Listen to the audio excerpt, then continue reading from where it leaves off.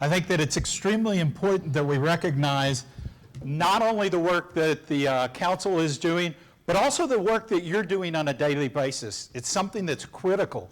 It's something that really provides a lot of information to a number of different consumers, to a number of different markets. So we want to make sure that we're providing you with all of the information.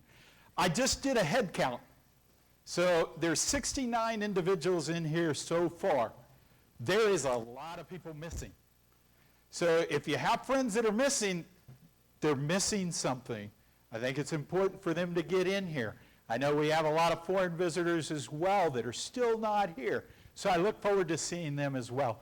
Many of you, I've had the opportunity to talk to you in the past. So welcome.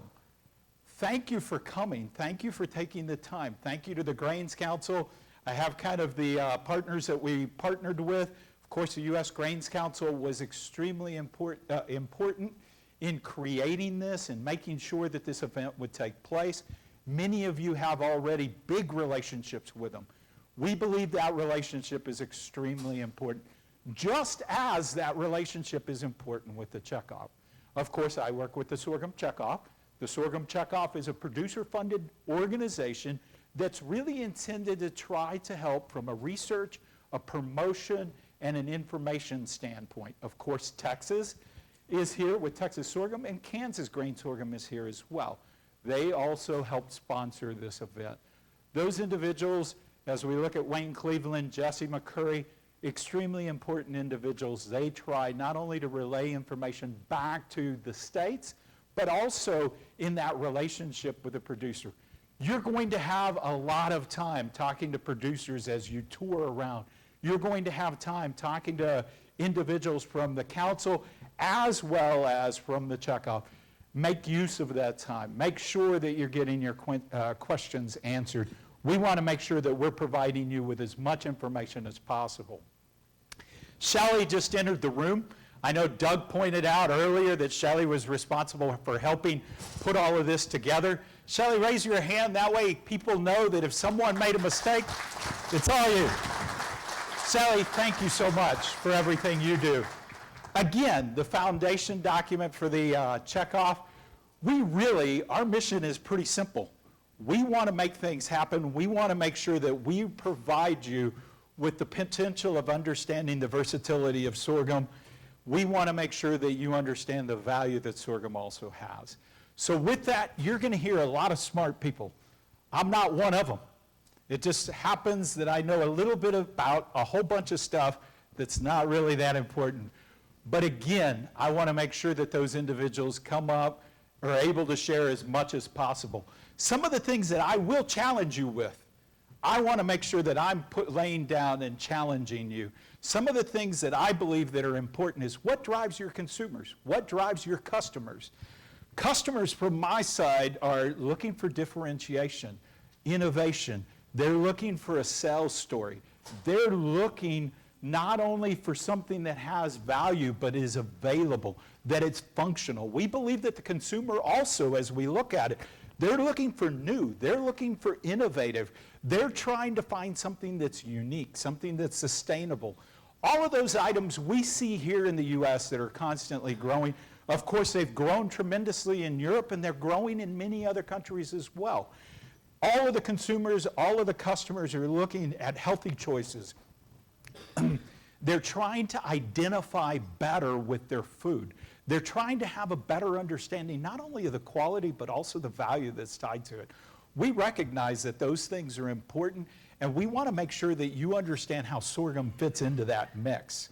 So how can you really differentiate sorghum? What's new? What's innovative? What's the story?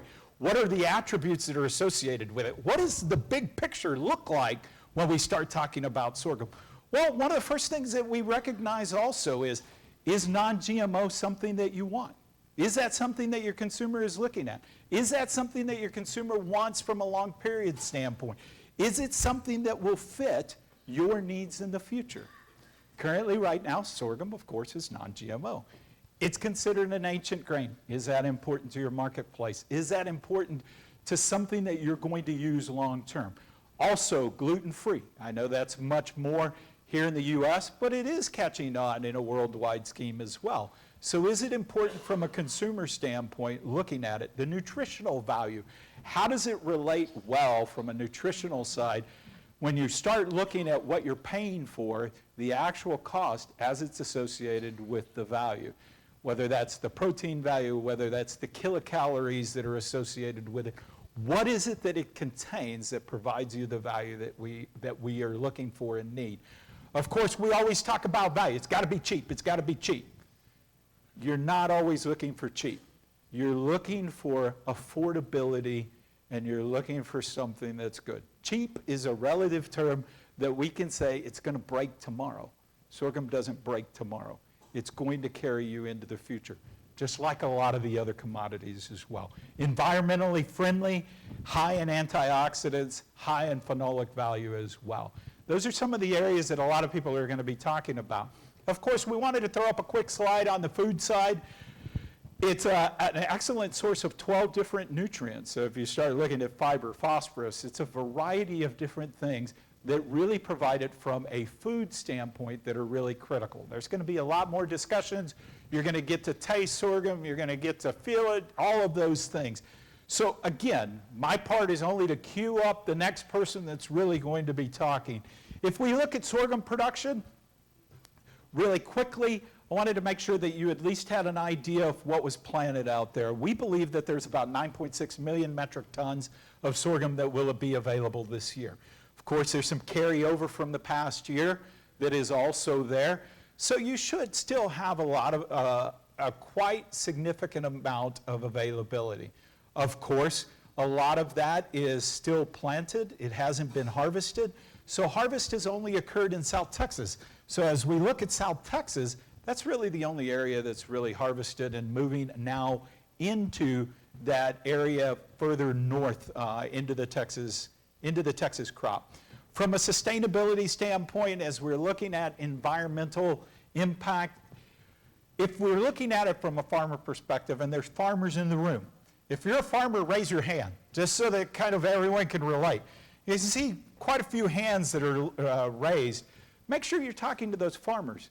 They have a better understanding of this than I do, and they're more than willing to share.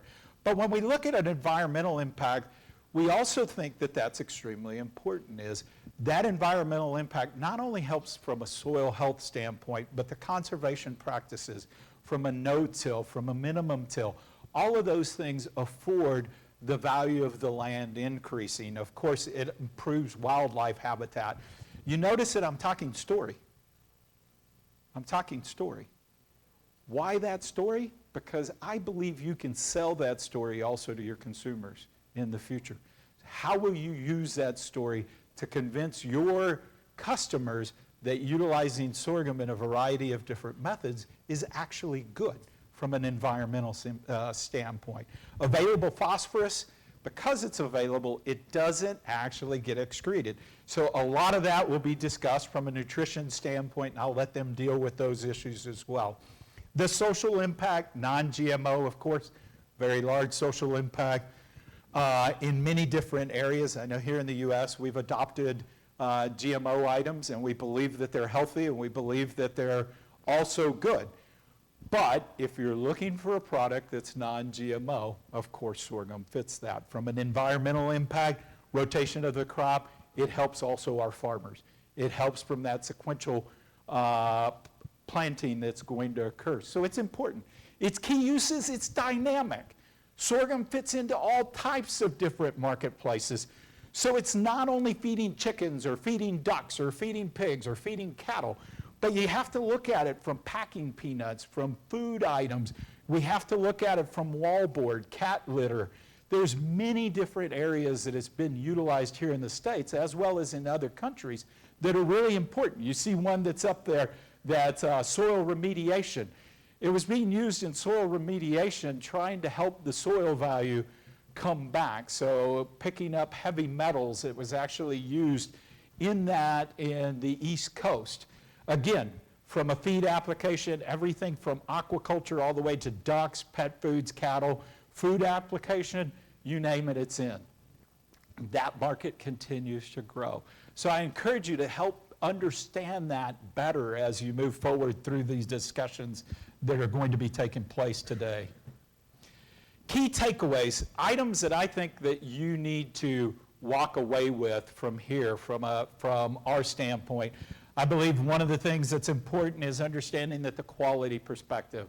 If we look at it, it's tannin-free. U.S. sorghum is tannin-free, or it is considered low tannin sorghum. Nutrient-rich, it's palatable, it's rich in antioxidants, it's versatile. As we said, it can be used from feed to fuel, pets to poultry, swine to shrimp. It's a variety of different methods that it can be used. Of course, cookies to cakes is also in there. So we believe that it can fit a variety of different marketplaces. How will you choose to use sorghum in the future? How will you choose to sell that story in the future? How will you choose to move beyond only looking at it cheap? We believe that there's a lot more value than just looking at it from a price perspective. Again, going back to key takeaway, sustainability. 91% of all the sorghum produced is rain-fed. So there is some irrigated sorghum, but a lot of it is just dependent on the environment. What is actually happening from the environment? Sorghum stocks help reduce nutrients that can go back into the soil. Value added, as we talked about, non-GMO, ancient grain, gluten-free.